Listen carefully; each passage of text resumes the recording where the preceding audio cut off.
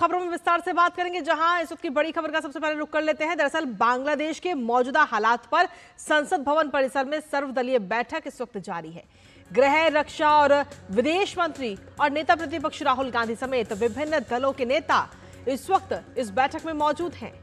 विदेश मंत्री doctor S Jaishankar सभी नेताओं को बांग्लादेश की वर्तमान स्थिति के बारे में जानकारी दे रहे हैं। तो सर्वदलीय ये बैठक है जो कि इस वक्त लगातार जारी है। लगभग 10 बजे सर्वदलीय बैठक शुरू हुई थी। केंद्रीय मंत्रियों समेत विभिन्न दलों के नेता इस वक्त इस बैठक में मौजूद हैं। यहां तक कि आपको बता दें कि गृह मंत्रालय की तरफ से भी इसमें मौजूद हैं।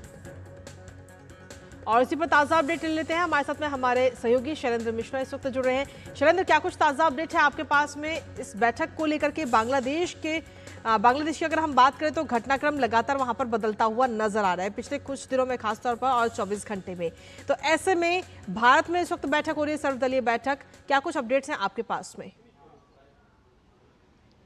देखिए, हम सब जानते हैं कि बांग्लादेश में अस्थिरता आई है और बांग्लादेश हमारा पड़ोसी देश है। तो ऐसे में भारत को एहतियाती कदम उठाने की ज़रूरत है, निगरानी रखने की ज़रूरत है। और कल कैबिनेट कमेटी ऑन सिक्योरिटी यानी सुरक्षा मामलों की कैबिनेट की बैठक हुई थी प्रधानमंत्री नरेंद्र मोदी की अध्यक्षता में, और उसमें बांग्लादेश के जो हालात हैं उसको लेकर चर्चा हुई थी। और आज सर्वदलीय बैठक बुलाई गई 10 बजे। ये बैठक का खत्म ही होने वाली है। इसमें जो विभिन्न दलों के जो सदन के नेता हैं उनसे विचार विमर्श किया जा रहा है। उन्हें एक औपचारिक जानकारी दी जा रही है कि बांग्लादेश के जो ताज़ा हालात हैं वो कैसे हैं, बांग्लादेश के हालात का क्या असर भारत में पड़ सकता है, और हम जानते हैं कि सरकार ने क्या एहतियाती कदम उठाए हैं।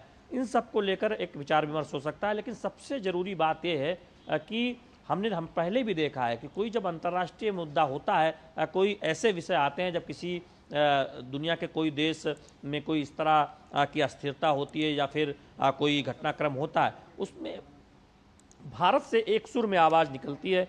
यानी जो भी भारत का दृष्टिकोण होता है उसमें सभी दलों की राय शामिल होती है और एक सहमति बनाने की कोशिश होती है। और हमने देखा कि इस बैठक के जाने से पहले कुछ नेताओं ने इस बात को कहा भी कि वहाँ क्या कुछ हो रहा है इसकी पूरी औपचारिक जानकारी दी जाएगी, और जो भी देश के लिए ज़रूरत है करने की उसमें विपक्ष साथ खड़ा रहेगा, विपक्ष देश के साथ खड़ा रहेगा। यानी सरकार जो कदम उठाएगी उसके लिए एक सहमति होगी। चूँकि इस तरह की सर्वदलीय बैठक में इस पर विचार विमर्श होता है। चूँकि संभावना ये भी है कि विदेश मंत्री एस जयशंकर आज संसद में बयान दे सकते हैं या फिर जब उचित समय होगा, चूँकि सदन को भी जानकारी देनी होती है, सदन के जरिए देश को जानकारी दी जाती है। तो उससे पहले सर्वदलीय बैठक होना दरअसल एक राय हो, सरकार जो दृष्टिकोण रख रही है बांग्लादेश के घटनाक्रम पर उसको लेकर सभी दलों की सहमति हो, उनसे राय ली जाए, उनसे विचार किया जाए और उन्हें औपचारिक जानकारी दी जाए। इस बैठक में सरकार की तरफ से आपने बताया ही गृह मंत्री, रक्षा मंत्री,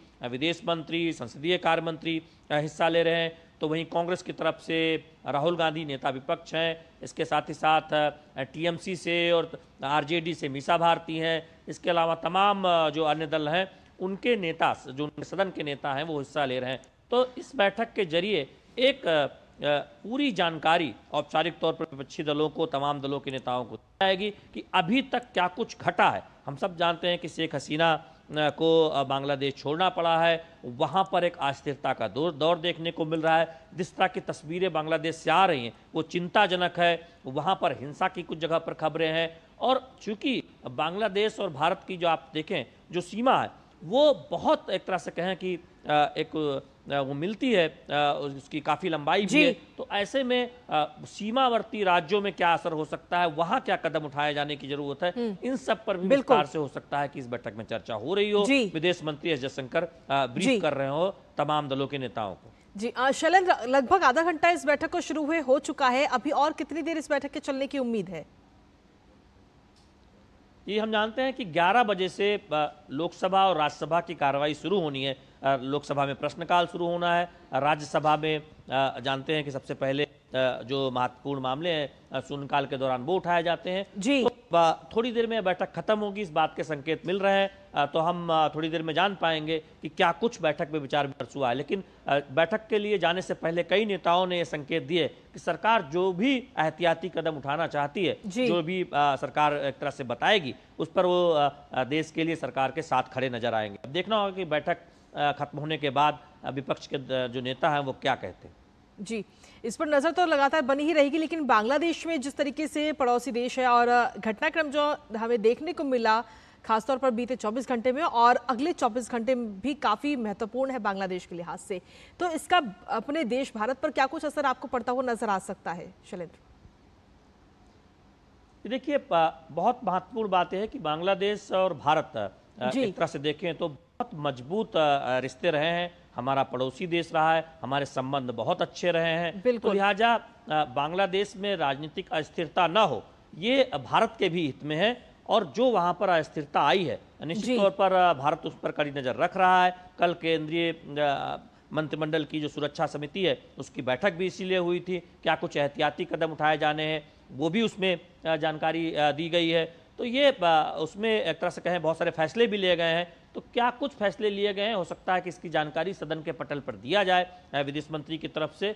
लेकिन इस बैठक में जो कुछ चुनौती हो सकती है, चूंकि उत्तर पूर्व के राज्य हो या पश्चिम बंगाल हो जिनकी बांग्लादेश से सीमा लगती है, वहाँ पर क्या कुछ कदम उठाए जाने की जरूरत है। क्या वहाँ पर अतिरिक्त सुरक्षा बलों की तैनाती की जरूरत है या फिर और एहतियाती कदम उठाए जाने की जरूरत है। इन सब पर हो सकता है कि विचार विमर्श हो और उसकी औपचारिक जानकारी देश को सदन के जरिए दी जाए। लेकिन उससे पहले विभिन्न दलों के नेताओं के बीच एक सर्वानुमति बनानी जरूरी है, एक सहमति बनानी जरूरी है। चूंकि ये देखें, ये एक विदेश नीति में हम देखते हैं कि ये अहम हिस्सा होता है कि कुछ महत्वपूर्ण मुद्दों पर, खासकर पड़ोसी देशों के बारे में जो नीति अपनाई जानी है, जो विदेशी नीति अपनाई जानी है, या फिर जो कोई वहाँ की घटनाक्रम पर भारत अपनी राय रखना है, उससे पहले विभिन्न दलों की राय ली जानी और एक सहमति बनाई जानी जरूरी समझी जाती है। उस दिशा में यह बैठक बहुत महत्वपूर्ण है। ठीक, चलिए फिलहाल बहुत बहुत शुक्रिया शैलेंद्र, और इस बैठक पर आप अपनी नज़र लगातार बनाए रखिएगा। तो देखना होगा कि क्या कुछ इस बैठक में चर्चा होती है,